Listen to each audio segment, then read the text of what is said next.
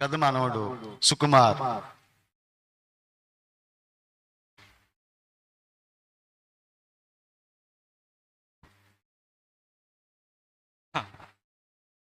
అందరికీ యేసుప్రభు నామములో వందనాలు.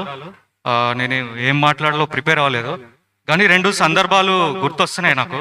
అవి నేను చెప్తాను. అది దాదాపు 12 సంవత్సరాల క్రితం అనుకుంటా. హైదరాబాద్లో ఇల్లు కడుతున్నప్పుడు అమ్మమ్మ వచ్చిందన్నమాట. కొంచెం హెల్ప్ఫుల్గా ఉండాలి. మా మదర్ కూడా ఇక్కడ ఉండేది, తణుకులో. మేము హైదరాబాద్లో ఉండేవాళ్ళం. ఒక సందర్భం ఏంటంటే, ఆదివారం వెళ్తున్నాము, చర్చ్కి వెళ్తున్నాము, అందరు బయలుదేరుతున్నాము. ఇంటి నుంచి ఒక 1 కిలోమీటర్ దూరం ఉంటుంది చర్చ్. సో అక్కడికి వెళ్ళడానికి మా అమ్మ బైక్ తీసుకుని అమ్మమ్మని ఎక్కించుకుని వెళ్తుంటే, సడన్గా ఏమైందంటే, అలా వెళ్తుండగానే కారు ఉంది. కారులో ఒక అబ్బాయి ఉన్నాడు. ఆ అబ్బాయి డోర్ ఇలా అన్నాడు అనమాట. డోర్ ఇలా అనేసరికి సడన్గా గుద్దేసి బైక్ కింద పడిపోయింది, అమ్మమ్మ కింద పడిపోయింది, కాలు ఇరిగిపోయింది, కాళ్ళు బెనికింది. వెయిట్ ఉండేసరికి సడన్గా దాని మీద ప్రెషర్ పడేసరికి కాలు బెనికితే ఇంకా వాసిపోయింది అన్నమాట కాలు. ఇంకా చర్చ్కి వెళ్ళకుండా అక్కడే ఉన్నాము. తర్వాత అమ్మమ్మ మరి ఇక్కడ ట్రీట్మెంట్ చేపిస్తాము, ఇక్కడే ఉండండి అంటే, లేదు నేను వెళ్ళిపోతాను, అక్కడ అందరూ సంఘం ఉన్నారు, అందరూ వెయిట్ చేస్తారు, వాళ్ళకి నేను ఉండాలి, అక్కడ నేను మాట్లాడితే చాలు, నేను అక్కడ ఉంటే చాలు అని చెప్పితే, అప్పుడు ఆ రోజుల్లో సెల్ ఫోన్ లేదు, అప్పటికి ఇంకా స్మార్ట్ ఫోన్స్ రాలేదు, రిజర్వేషన్ చేయించాలని తెలియదు. అప్పుడు ఇంకా జనరల్లో ఎక్కాలి, కాలు ఇరిగిపోయింది. జెస్సీ, షారోన్ కూడా ఉన్నారు మాతో పాటు. ఇంకా మేము ట్రైన్కి మాట్లాడి ఒక అబ్బాయిని తీసుకొచ్చి మళ్ళీ అక్కడ స్టేషన్కి తీసుకెళ్ళి, అక్కడ ఫుల్ జనంలో కాలు ఇరిగడం అంటే బెనికింది. సో 2 పిల్లల్ని వేసుకుని అంతమంది జనం మధ్యలో, అంత పబ్లిక్ మధ్యలో జనరల్ బోగిలో వచ్చిందన్నమాట అమ్మమ్మ. సో ఎందుకు చెప్తున్నా అంటే, అంత సహనం అన్నమాట. అంటే నొప్పిని కూడా భరిస్తే ఒక మాట కూడా అనకుండా ఉంది. ఇంకో సందర్భం ఏంటంటే, మేము ఇల్లు కడుతున్నాం కాబట్టి ఏం చేస్తామంటే, ముందు ఒక రూమ్ తీసుకున్నాము. ఆ రూమ్లో ఉండేటోళ్ళము, ఒకే ఒక రూము. ఆ రూమ్లో పైన కొబ్బరి బొండాలు ఇవన్నీ పెట్టి సామాన్ అంతా పెట్టి ఉంది అన్నమాట. అక్కడ ఎలకలు ఎక్కువ ఉంటాయి ఆ రూమ్లో. సో సడన్గా ఎలకల వల్ల ఆ కొబ్బరి బొండాలన్నీ అమ్మమ్మ కూర్చుంటే టపా అని మీద పడిపోయినాయి, మొత్తం బ్యాగ్ మొత్తం, అందులో మొత్తం అన్ని పెద్ద సామాన్ అంతా. సో ఎందుకు చెప్తున్నా అంటే, ఓర్పు, సహనం అనేది అమ్మమ్మలో చాలా ఉంది. ఈ కొన్ని విషయాలు గళితీయుల రాసిన పత్రిక 5వ అధ్యాయం 22వ వచనంలో మనకి ఆత్మఫలాలు ఉంటాయి: ప్రేమ, సంతోషం, సమాధానం, దీర్ఘశాంతం, దయాళుత్వం, ఆశానిగ్రహం, మంచితనం, సాత్వికము. సో అమ్మమ్మలో సాత్వికము, ఓర్పు, మంచితనము, ఓర్చుకునేది ఎక్కువ ఉంది. అంటే ఏదైనా మనకి జరిగినప్పుడు మనకి రియాక్ట్ అయ్యే విధానాలు 2 ఉంటాయి. ఒకటేమో మనం ఎక్స్ప్లోడ్ అయిపోవడం, రియాక్షన్ చూపించడం, మన కోపాన్ని చూపించడం. ఇంకో విధానం ఏంటంటే, ఆ కోపాన్ని అంచుకుని ఏం లేదన్నట్టు ఉండడం. రెండో విధానాన్ని అమ్మమ్మ ఫాలో అయ్యేది.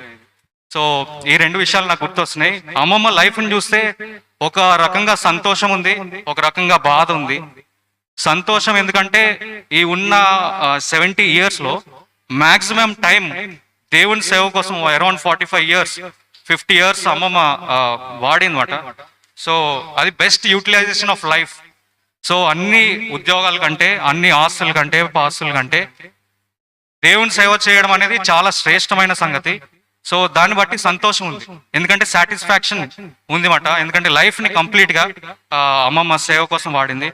ఒక రకంగా బాధ, ఎందుకంటే అమ్మమ్మ ముగించుకుని, తన పరుగు ముగించుకుని వెళ్ళిపోయింది. కొన్ని సంవత్సరాలకి మనం కూడా వెళ్ళిపోతాం, నేను కూడా వెళ్ళిపోతాను.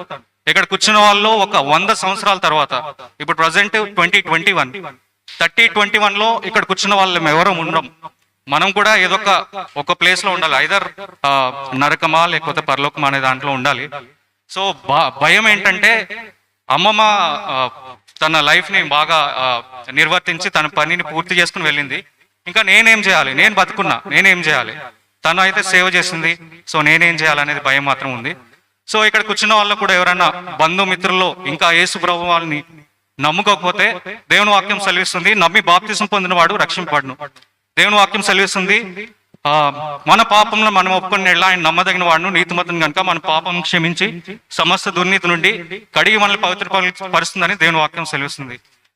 నీతిమంతుడు లేడు, ఒక్కడు లేడు, దేవుని వెతుకువాడేవాడు లేడు, అందరూ త్రోవ తప్పి ఏకంగా పనికి మాలిన వారం అవుతున్నామని దేవుని వాక్యం సెలవిస్తుంది.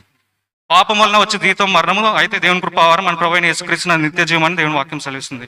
మనందరము పాపులము, మనందరము చనిపోతాము, మనందరము పాపం వల్లే వచ్చి జీతమైన మరణాన్ని కొని తెచ్చుకున్నామని దేవుని వాక్యం సెలవిస్తుంది. అయితే దీని అంతటికి విరుడుగా యేసు ప్రభు తానే స్వయాన దేవుడే ఈ లోకానికి వచ్చి మన కోసం తన చేతుల్లో మేకలు, తన పాదాల్లో మేకలు, తన పక్కలో బల్లెపోటు, తన నెత్తిలో అంటే తలపైన ముళ్ళ కిరీటం పెట్టి మన కోసం తన రక్తం అంతా చిందించాడని దేవుని వాక్యం సెలవిస్తుంది.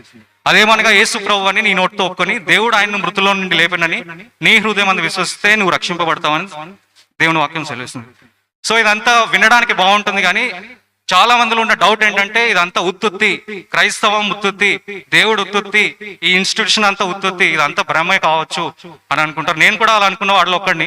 పరలోకం ఉంది, దేవుడు ఉన్నాడు, క్రైస్తవం నిజం, దేవుడు నిజం, ఇవన్నీ దేవుని వాక్యం సెలవుస్తుంది. కాబట్టి ఇంకెవరైనా రక్షింపడకపోతే యేసు ప్రభువా నేను పాపని నన్ను క్షమించు, నీ మరణ పునరుద్ధానాల్లో నేను విశ్వసిస్తున్నా అని చిన్న ప్రార్థన చేస్తే దేవుడు నీ హృదయానికి వస్తాడని దేవుని వాక్యం సెలవుస్తుంది. సామెతల గ్రంథం 23వ అధ్యాయం 26వ వచనంలో నా కుమారుడా నేను హృదయం నాకేమో. ప్రకటన గ్రంథం 3:21లో ఆయన తలుపు నొద్ద నుండి తలుపు తడుచున్నాడు, ఎవరైనా తీస్తే లోపలికి వస్తానని దేవుని వాక్యం సెలవుస్తుంది. కాబట్టి ఒక్క చరణం పాడి నేను ముగిచేస్తాను. పరలోకం గొప్ప వెలుగులో ఉన్నది పరిశుద్ధుల కోసం, పరలోకం గొప్ప వెలుగులో ఉన్నది పరిశుద్ధుల కోసం. రాత్రి ఉండదు, చీకటి ఉండదు, వెలుగుండదు, చీకటి ఉండదు, రాత్రి ఉండదు, పగలుండదు, వెలుగుండదు, చీకటి ఉండదు. దేవుడైన ప్రభువే ప్రకాశించుచుండును, దేవుడైన ప్రభువే ప్రకాశించుచుండును, యుగ యుగములు పరలోక రాజ్యమేలుచుండును, యుగ యుగములు పరలోక రాజ్యమేలుచుండును. యేసు ప్రభుని నమ్ముకో పరలోకం చేరుతావు, యేసు ప్రభుని నమ్ముకో పరలోకం చేరుతావు. రెండే రెండు దారులు, ఏ దారి కావాలో మానవా, రెండే రెండు దారులు, ఏ దారి కావాలో మానవా. ఒకటి పరలోకం మరి ఒకటి పాతాళం, ఒకటి పరలోకం మరి ఒకటి పాతాళం. పరలోకం కావాలో పాతాళం కావాలో, పరలోకం కావాలో కావాలో తెలుసుకో మానవా, నీవు తెలుసుకో మానవా. ఒక వాక్యం హెబ్రీయులకు రాసిన పత్రిక 13వ అధ్యాయం 7వ వచనం.